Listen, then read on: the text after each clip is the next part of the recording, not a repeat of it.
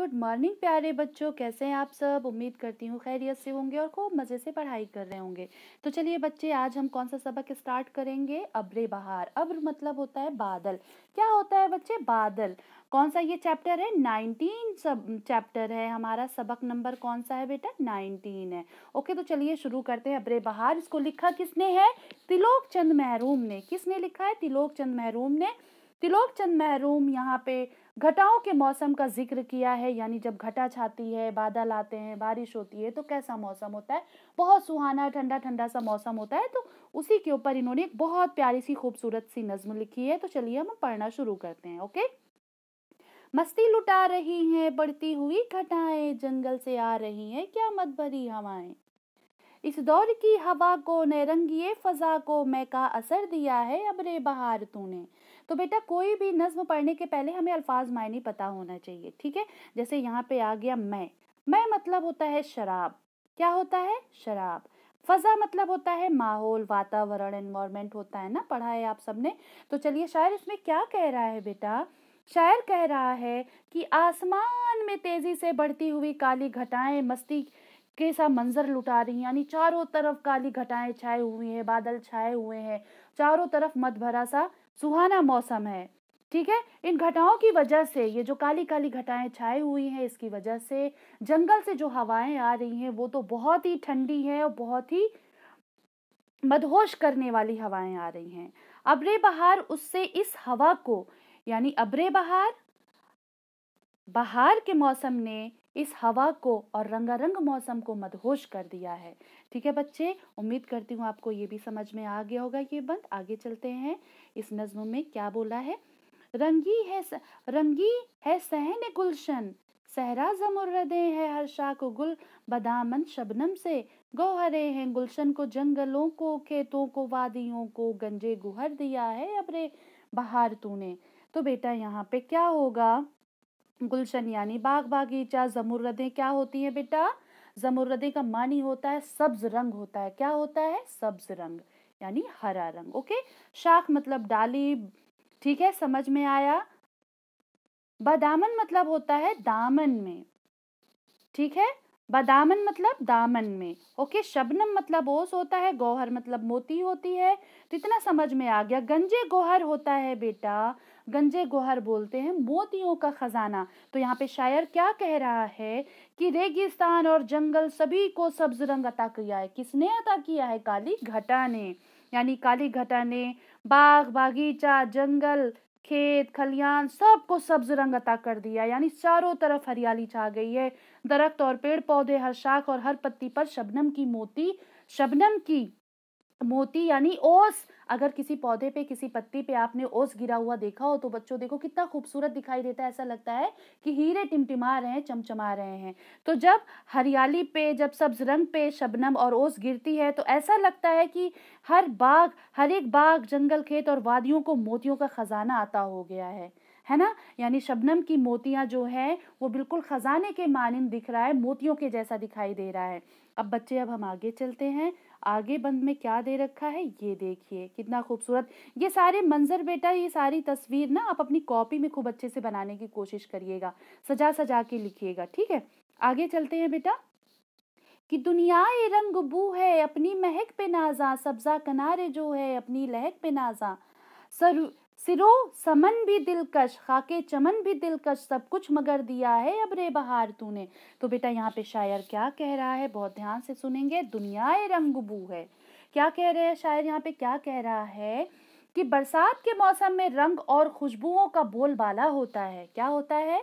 बरसात के मौसम में रंग और खुशबुओं का बोलबाला होता है। रंग यानी चारों तरफ हरियाली होती है, और जब बारिश होती है तो मिट्टी से बहुत ही सोंधी सोंधी सी महक आती है। वो हर किसी को बहुत अच्छी लगती है, वो खुशबू हर किसी को अच्छी लगती है। जब बारिश होती है, बारिश का पहला कतरा पानी पर गिरता है तो उसकी महक, सोंधी सोंधी से वो मिट्टी की महक बहुत अच्छी लगती है। हर एक शाख महक उठती है, हर एक शाख यानी डाली महक उठती है। नहर का किनारा यानी दरिया का किनारा हरा भरा हो जाता है।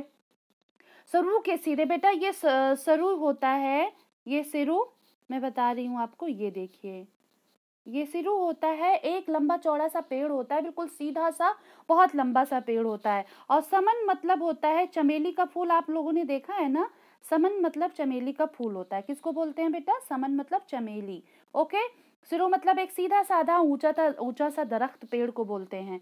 तो इसमें शायर क्या कह रहा है कि सिरों के सीधे और ऊंचे दरख्त भी दिलकश लगने लगे हैं, बहुत ही खूबसूरत दिखाई दे रहे हैं। अब्रे बहार सभी को सब कुछ अता किया है, यानी बहुत ही ज़्यादा अब्रे बहार ने बहुत ही ज़्यादा चारों तरफ खूबसूरती बिखेर दी है। अब बेटा आगे क्या लिखा है तिलोक चंद महरूम ने, चलिए इसको भी पढ़ते हैं। आने को यूं भी आती फसले बहार, लेकिन ये लुत्फ कब दिखाती अब्रे बहार तुझ बिन। कोहसार को चमन को हर मंजरे कोहन को, क्या बेटा यहाँ पे लिखा है? कहन, कहन को शादाब कर दिया है अब्रे बहार तूने। यानी अब शायर क्या कह रहा है बेटा? शायर कह रहा है कि अब्रे बहार के मंजर को पेश करते हुए शायर कह रहा है कि यूं तो आने को तरह तरह के मौसम आते हैं, यानी जाड़ा, गर्मी, बरसात, सारे मौसम आते हैं, लेकिन फसले बहार का मौसम ही हमारे दिलों को लुत्फ अंदोज कर देता है, यानी बहुत ही खुशी देता है। इस मौसम में पहाड़, बागीचे और हर पुराना मंजर तरोताज़ा और हरा भरा हो जाता है। ठीक है बेटा। गहन मतलब होता है बेटा कुहन, कुहन मतलब होता है पुराना। कुहन मतलब क्या होता है बेटा? पुराना होता है। कोहसार मतलब पहाड़ी होता है, कोहसार मतलब पहाड़, कुहन मतलब पुराना। तो ये सारी चीजें बेटा, फजल मतलब होता है, कहाँ पे दिया है बेटा? ये फसले, फसले बहार यानी मौसम। तो ये सारे अल्फाज मायने हमें पता होना चाहिए बेटा, तब हम तशरीह अच्छी कर पाएंगे। तो चलिए आगे चलते हैं, इसका सॉल्व करते हैं। सारे अल्फाज मायने आप सभी कॉपी पे नोट डाउन करेंगे और इसे अच्छे से याद करेंगे।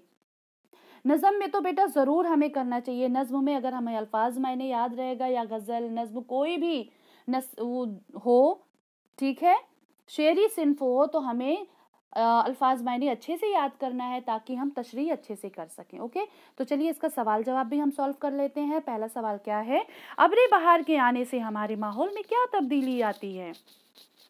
तो अब्रे बहार के आने से माहौल महक उठता है, खाके चमन दिलकश हो जाती है, बहार और वादियां पर सब्जा, सब्जा यानी हरियाली छा जाती है, ठंडी हवाएं चलने लगती है। बिल्कुल सिंपल सी बात है, जैसे जब बारिश होती है, काले बादल आसमान में छाए होते हैं, तो कैसा मौसम होता है, बिल्कुल आपको वही बयान करना है। गुलशन, जंगल, खेत और वादी को अब्रे बहार ने क्या अता किया है? सबको क्या अता किया बेटा? सरसब्ज बना दिया, यानी हरियाली अता करी है। अब्रे बहार, गुलशन, जंगल, खेत और वादियों को सरसब्ज बना दिया, यानी हरियाली से ढक दिया है। सब्ज मतलब हरा, सब्ज मतलब हरा। आगे चलते हैं।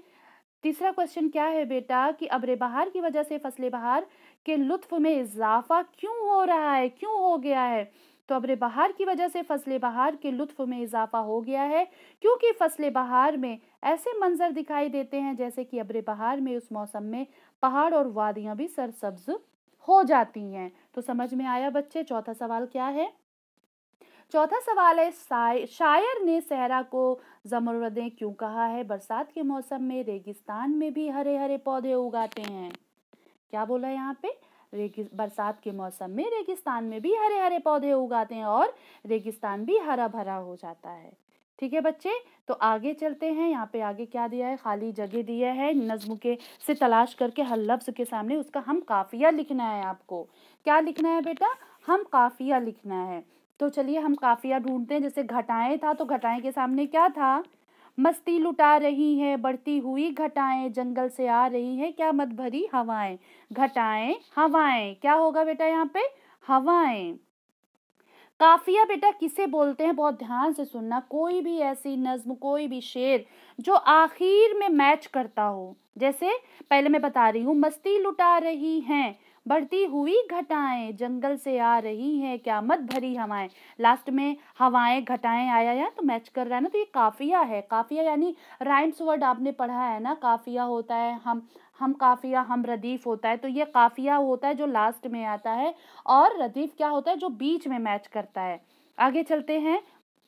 मैच रदीफ का मतलब मैं बताती चलूं बेटा कि जैसे फॉर एग्जाम्पल है यहाँ पे, मस्ती लुटा रही हैं बढ़ती हुई घटाएं, लुटा रही हुई बीच में आया ना, तो ये रदीफ है, और जो लास्ट में शेर के लास्ट में आता है वो क्या होता है? काफिया होता है। तो चलिए बच्चे चलते हैं। लुटा रही हैं, आ रही है, ठीक है। लुटा रही है कि क्या रहेगा, आ रही है। ज़मुर्रदे, गौहरे, महक, लहक। तो ये सारे अल्फ इसी में से हमें ढूंढने हैं। अब नीचे लिखे हुए जुमलों को इस्तेमाल करना है आपको। शादाब, शादाब, शादाब का क्या बनाएंगे बेटा, अब्रे बहार में हर एक गुलशन शादाब हो जाता है। शादाब मतलब हरा भरा। बारिश आप ऐसे भी बना सकते हैं, बारिश आते हैं चारों तरफ शादाबी छा जाती है, ये भी लिख सकते हैं आप। लुत्फ, लुत्फ मतलब होता है मज़ा। आज मेरी नानी ने मुझे एक बहुत अच्छी कहानी सुनाई, बहुत ही ज़्यादा मुझे लुत्फ आया। लुत्फ मतलब मज़ा, आप ये भी लिख सकते हैं। महक मतलब खुशबू होती है, मुझे गुलाब की महक बहुत अच्छी लगती है। ज़रूरी नहीं है जो बेटा मैं लिखा रही हूँ, आप दो दिखा रही हूँ वही लिखिए, आप अपने हिसाब से भी बना सकते हैं। छोटा से छोटा, अच्छा से अच्छा अल्फाज बना सकती हैं आप। गुलशन, गुलशन मतलब बागीचा, अब्रे बहार हर एक गुलशन को मोतियों का खजाना लुटाती है, ठीक है। रंग, रंग मौसम बरसात में हर सिमत, सिमत मतलब तरफ, सब्ज रंग ही दिखाई देता है। रंग, या आपको कौन सा रंग अच्छा लगता है ये भी आप लिख सकते हैं, ठीक है बेटा। तो ये रहा हमारा चैप्टर, लगभग हो ही गया है। तीसरा सवाल क्या है कि अब्रे बहार की तरह तरकीब इजाफी, तरकीब इजाफी की 5 मिसालें दीजिए। तो बेटा तरकीबें जैसे अभी आपने पढ़ा, अब्रे, अब्रे बहार पढ़ा ना आपने, अब्रे बहार। तो ये जो जेर लगा है बेटा ये इजाफी होता है, जैसे नैरंगी फजा, सहने गुलशन, सब में जेर लग रहा है ना।